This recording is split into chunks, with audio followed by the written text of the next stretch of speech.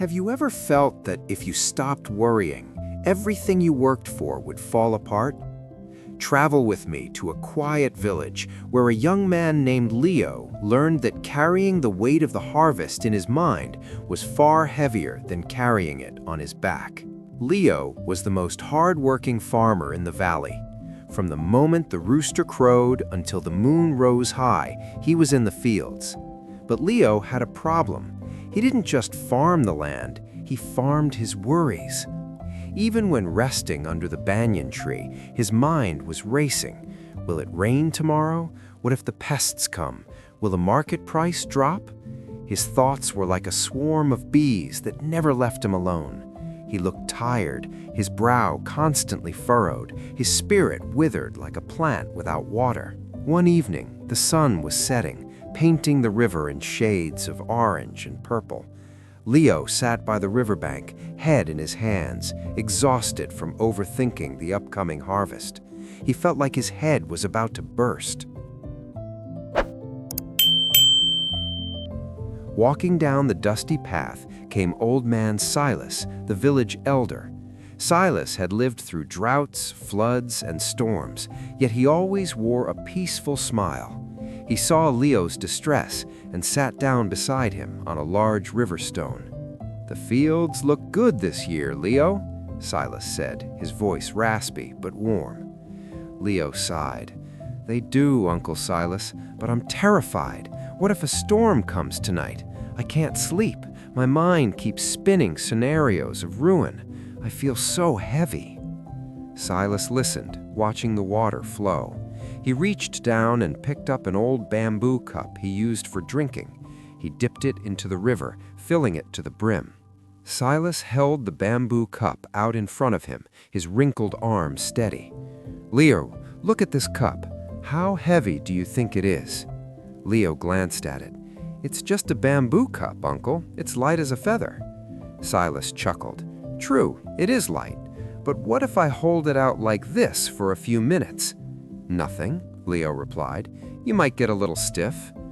"And if I hold it like this until the moon sets?" Silas asked. Leo shook his head. "Uncle, your arm would ache terribly. Your muscles would cramp up. You'd be in pain." "Exactly," Silas said. "Now, what if I hold it until tomorrow morning without putting it down?" Leo looked concerned. "Your arm would be paralyzed, Uncle. You wouldn't be able to work in the fields tomorrow. You'd have to drop the cup." Silas looked at the young farmer.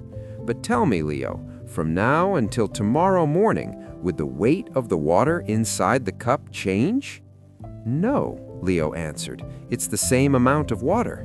"Then why would I be in pain?" Silas asked softly. Leo fell silent. The sound of crickets filled the air. He looked at the cup, then at his own clenched fists. He understood. Silas continued, "Your worries about the storm, the pests, and the harvest, they're like this water. Think about them for a moment to plan, that is good, but you carry them all day. You carry them to bed. You carry them while you eat. That is why you are exhausted, Leo, not because the work is hard, but because you never put the cup down. You are paralyzing yourself before the storm even arrives."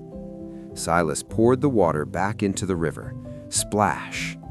"Put it down, son. The river flows whether you watch it or not.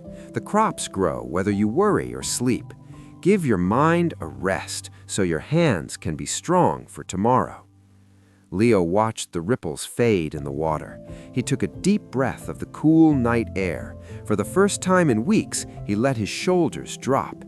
He realized the field didn't need his worry, it needed his energy.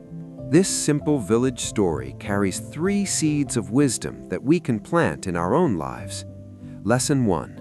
Worry doesn't water the fields. Leo thought worrying was part of farming. We often think stressing is part of caring.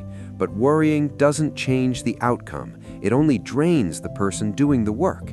Action solves problems. Worrying just amplifies them. Lesson 2. The season of rest.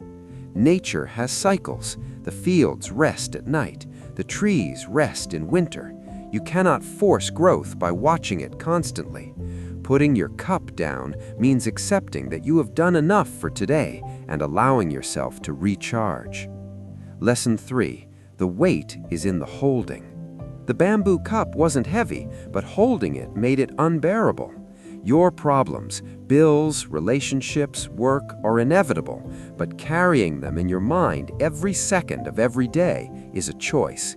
You can choose to set them down by the riverbank of your mind. Tonight, imagine you are sitting by that river with old man Silas. Whatever you were worried about, pour it back into the river. Let it go. Type, "I am letting go" in the comments if you are ready to rest. Share this story to help others lighten their load. Sleep well and see you in the next story.